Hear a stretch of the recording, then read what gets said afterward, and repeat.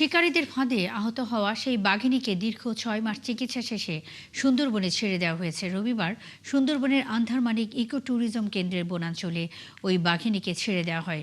বনের প্রায় ৮ কিলোমিটার জুড়ে এর গতিবিধি পর্যবেক্ষণে বসানো হচ্ছে ২০টি ক্যামেরা। এনামুল হকের তথ্য ও ছবিতে প্রতিবেদন। চলতি বছরের ৩রা জানুয়ারি সুন্দরবন চাঁদপাই রেঞ্জের সরকির খালের অদূরে হরিণ শিকারীদের ফাঁদে আটকে পড়ে একটি বাঘিনী। এই সময় তার সামনের বাম পায়ে ক্ষত হয়। পরে ঢাকা থেকে বন বিভাগের বিশেষজ্ঞ দল এসে একে অচেতন করে খুলনায় নিয়ে যায়। সেখানে বন বিভাগের দেয়া চিকিৎসায় ৬ মাস পর সুস্থ হয়ে ওঠে বাঘিনীটি।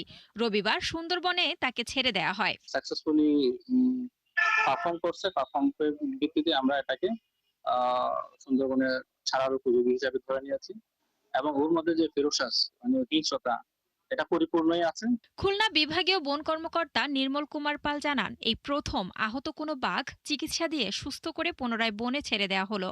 অবমুক্ত করার পর সে তার গতিবিধি বা আচরণ বিধি আমরা পর্যবেক্ষণ করার জন্য ইতিমধ্যে আমরা ২০টি ক্যামেরা সুন্দরবনে তার যে স্থানে বিচরণ করে সেখানে স্থাপন করেছি। আর প্রতি ১০ দিন অন্তর বা ১৫ দিন অন্তর আমরা সেই ক্যামেরা থেকে এসডি কার্ড সংগ্রহ করে তার গতিবিধি পর্যবেক্ষণ করব। এরই মধ্যে বন বিভাগের কর্মকর্তাদের প্রতি কৃতজ্ঞতা জানান পরিবেশ, বন ও জলবায়ু প্রতিমন্ত্রী। ট্রিটমেন্টের পরে তাকে পরীক্ষা করা হয়েছে যে সে প্রাকৃতিকভাবে শিকার করতে পারবে কিনা, তার শারীরিক সক্ষমতা আছে কিনা, সে ঠিকমতো বিচরণ করতে পারবে কিনা।